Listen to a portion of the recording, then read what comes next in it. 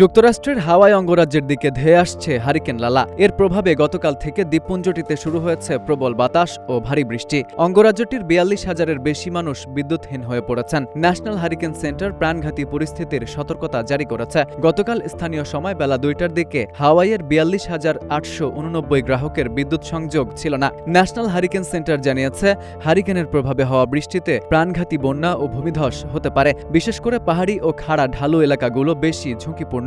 বিদ্যুৎ বিভাগ জানিয়েছে, উপকূলে গাছ পড়ে বিদ্যুতের একাধিক খুঁটি ও স্থাপনা ক্ষতিগ্রস্ত হওয়ায় গ্রাহকদের দীর্ঘ সময় বিদ্যুৎহীন থাকতে হতে পারে।